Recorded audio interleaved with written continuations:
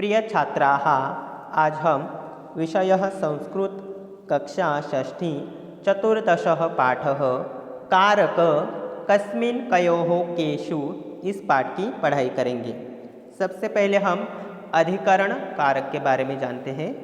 कार्य जिस स्थान पर या में पूरा हो उस स्थान को बताने वाले शब्द में अधिकरण कारक का प्रयोग होता है।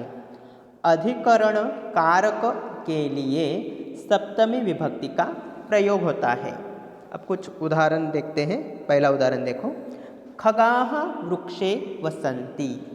खगः खगौ खगाः ये प्रथमा बहुवचन का रूप है, और वृक्षे ये सप्तमी विभक्तियाँ है उसमें, और वसंती इसमें मूल धातु है वस मतलब रहना, और वसंती ये लट लकार प्रेजेंट टेंस वर्तमान काल प्रथम पुरुष बहुवचन है, जैसे वसति वसतः वसंती। पक्षी पेड़ पर रहते हैं, तो ये जो अधिकरण कारक है इसका चिन्ह है मैं और दूसरा है पर। तो देखो पक्षी पेड़ पर, तो पेड़ पर इसमें पर जो आया है वो अधिकरण कारक का चिन्ह है, इसलिए वृक्षे मतलब पेड़ पर ये अधिकरण कारक का उदाहरण हो गया, और इसमें सप्तमी विभक्ति का प्रयोग किया गया है। तो इस वाक्य का अर्थ फिर से एक बार देखो, पक्षी पेड़ पर रहते हैं। अब दूसरा उदाहरण देखो, मीनाः जले तरन्ति।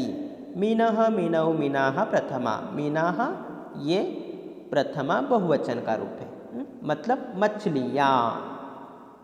जले मतलब पानी में, तरंती मतलब तैरती हैं। तो देखो जले मतलब पानी में, तो मैं ये जो है वो अधिकरण कारक का चिन्ह है, इसलिए यहाँ पे सप्तमी विभक्ति का प्रयोग किया गया है जले शब्द में। तो जले ये अधिकरण कारक का उदाहरण हो गया और सप्तमी एक वचन का उदाहरण हो गया। इसका अर्थ फिर से एक बार देखो, मछलियाँ पानी में तैरती हैं। दूसरा उदाहरण देखो, भक्ताः देवालये अर्चयन्ति। भक्ताः ये भी प्रथमा बहुवचन का रूप है, मतलब भक्त। देवालये मंदिर में, अर्चयन्ति पूजा करते हैं। यहाँ पे अर्चयन्ति ये वर्तमान काल लट लकार प्रथम पुरुष बहुवचन है, जैसे अर्चयति अर्चयतः अर्चयन्ति प्रथमः पुरुषः। तो देवालये मतलब मंदिर में, तो में ये अधिकरण कारक का चिन्ह यहाँ पे आया है इसमें, इसलिए देवालये ये अधिकरण कारक का उदाहरण है और उसमें सप्तमी एक वचन का प्रयोग किया गया है। भक्त मंदिर में पूजा करते हैं। सूर्यः कदा उदयति। सूर्यः ये भी अकारांत पुल्लिंग शब्द है, रामः बालकः शब्द की तरह। कदा मतलब कब, और कदा ये अव्यय है। उदयति ये भी लट लकार प्रथम पुरुष एक वचन का रूप है, जैसे उदयति उदयतः उदयन्ति प्रथमः पुरुषः। तो ये क्रियापद रूप हो गया वर्तमान काल का। सूर्यः कदा उदयति, सूर्य कब उगता है। सूर्यः प्रभाते उदयति, सूर्य प्रातः मतलब सुबह उगता है। तो प्रभाते ये जो शब्द है इसमें भी सप्तमी विभक्ति आई है, तो ये भी अधिकरण कारक का उदाहरण हो गया। दूसरा उदाहरण देखो, त्वं कस्मिन् नगरे वससि। त्वं मतलब तुम, और ये जो है त्वं युवाम यूयम प्रथमा ये युष्मत् सर्वनाम का रूप है। कस्मिन् मतलब किस नगर में, कस्मिन् इसका अर्थ होगा किस, और नगरे मतलब नगर में, और वससी मतलब रहते हो। वससि यह मध्यम पुरुष एक वचन है, जैसे गच्छसि गच्छथः गच्छथ, वैसे ही वससि वसथः वसथ। इसमें सी प्रत्यय लगा है, वो भी याद रखो। तुम किस नगर में रहते हो? तो नगर में, इसमें में ये अधिकरण कारक का चिन्ह आया है। अहम दिल्ली नगरे वसामि। अहम मतलब मैं, अहम आवाम वयम। अहम मतलब मैं, आवाम मतलब हम दोनों, वयम मतलब हम सब। और अहम ये अस्मत् सर्वनाम का रूप है, अहम आवाम वयम। और त्वम ये युष्मत् सर्वनाम का रूप है। दिल्ली नगर में, दिल्ली नगरे, दिल्ली नगर में, तो में ये अधिकरण कारक का यहाँ पे चिन्ह आया है। वसामि मतलब रहता हूँ। वसामि ये उत्तम पुरुष एक वचन है, जैसे वसामि वसावः वसामः, उत्तमः पुरुषः। मैं दिल्ली नगर में रहता हूँ, तो दिल्ली नगरे और ऊपर का जो है नगरे, ये दोनों शब्द भी अधिकरण कारक के ही उदाहरण हैं, क्योंकि उन दो शब्दों में सप्तमी विभक्ति का प्रयोग किया गया है। अब दूसरा एक उदाहरण देखो। न्यायालये न्यायाधीशः न्यायं करोति। न्यायालय में न्यायाधीश न्याय करता है। तो न्यायालये मतलब न्यायालय में, तो इसमें मैं ये अधिकरण कारक का ही इसमें चिन्ह जो है उसका प्रयोग किया गया है। तो न्यायालये ये अधिकरण कारक जो है उसका ये उदाहरण है, और उसमें सप्तमी विभक्ति का प्रयोग किया गया है। दूसरा उदाहरण देखो। मृगाः कुत्र भ्रमन्ति। मृगाः ये प्रथमा बहुवचन का रूप है। हिरण, कुत्र या वह, कुत्र मतलब वेयर, कहाँ। भ्रमन्ति मतलब घूमते हैं। भ्रम धातु है, भ्रम मतलब घूमना, मूल धातु भ्रम। और भ्रमति भ्रमतः भ्रमन्ति प्रथमः पुरुषः। हिरण कहाँ घूमते हैं? मृगाः वने भ्रमन्ति। हिरण वन में घूमते हैं।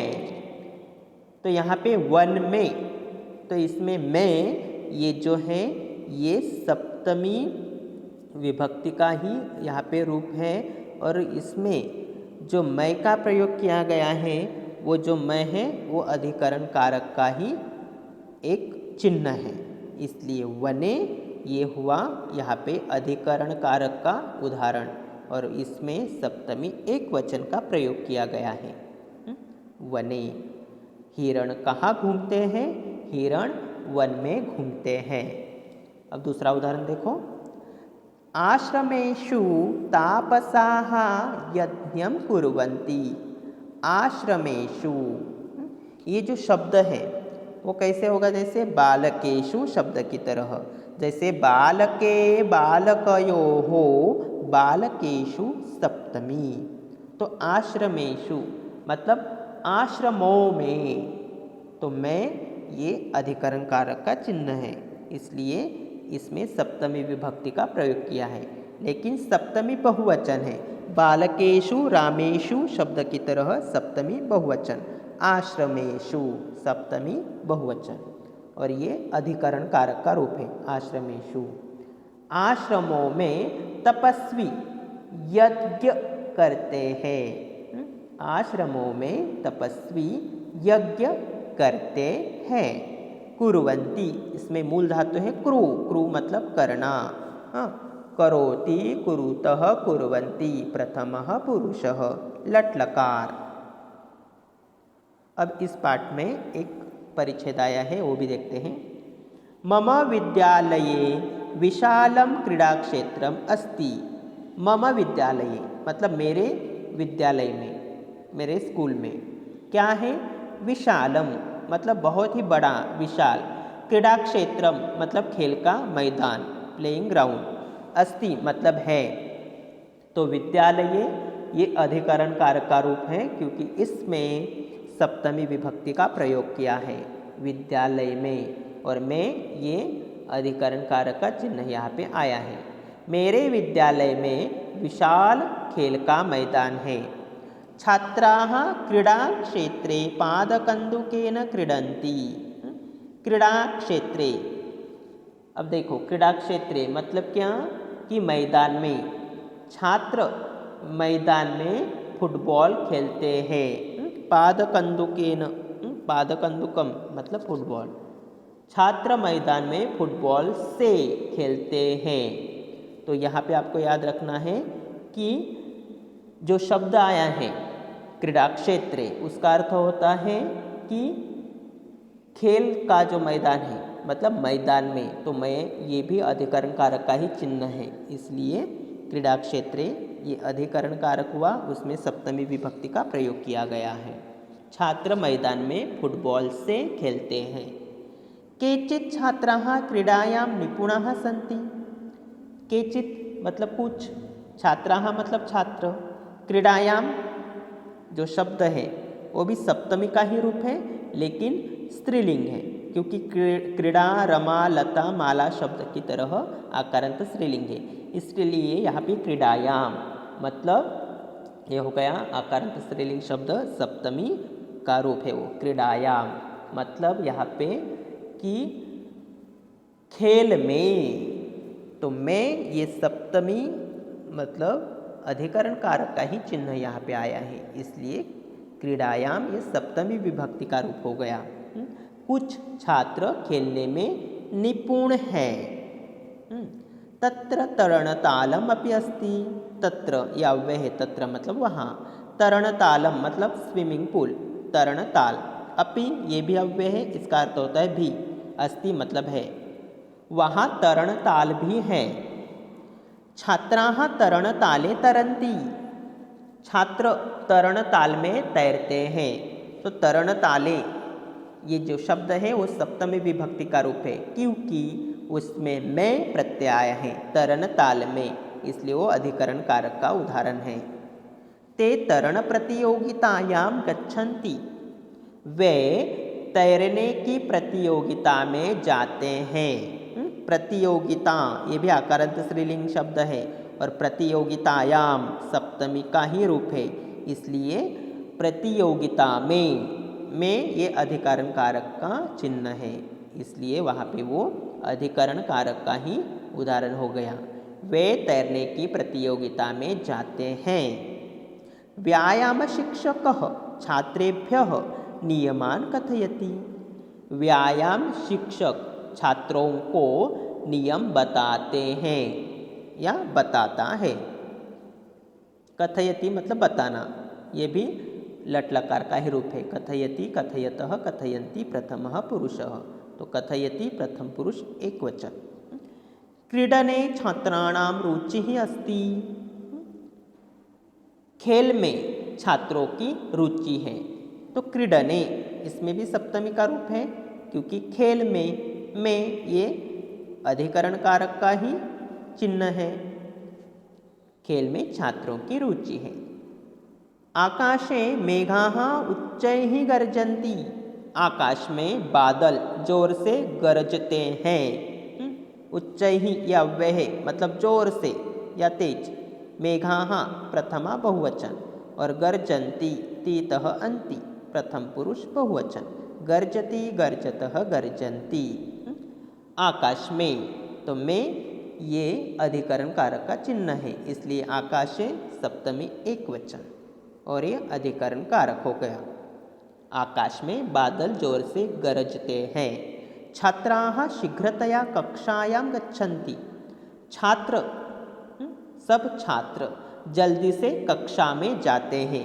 तो कक्षायाम ये शब्द जो है, इसमें मूल शब्द है कक्षा, आकारांत स्त्रीलिंग, और कक्षायाम मतलब कक्षा में, तो में ये भी अधिकरण कारक का ही चिन्ह यहाँ पे आया हुआ है, इसलिए कक्षा में, कक्षायाम ये सप्तमी का रूप है, और वह अधिकरण कारक का ही उदाहरण हो गया। सब छात्र जल्दी से कक्षा में जाते हैं। इस पाठ में कुछ आए हुए शब्दार्थ है, वो भी देखते हैं।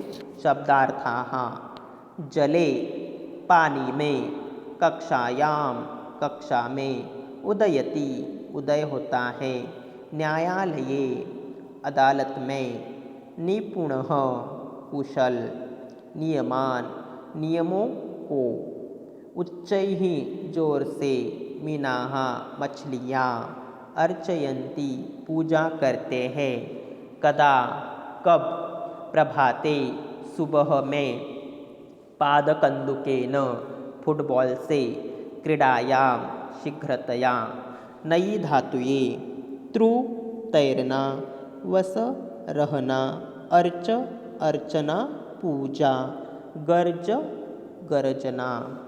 तो बच्चों इस तरह से हमने चतुर्दशः पाठ कारक कस्मिन् कयोः केषु ये पाठ देखा। इसमें हमने देखा कि कार्य जिस स्थान पर या में पूरा हो उस स्थान को बताने वाले शब्द में हमेशा अधिकरण कारक का ही प्रयोग होता है और संस्कृत में अधिकरण कारक के लिए सप्तमी विभक्ति का प्रयोग होता है और अधिकरण कारक जो है उसका चिन्ह जो है एक है मैं और दूसरा है पर। तो इस तरह से हमने इस पाठ की पढ़ाई की। धन्यवाद।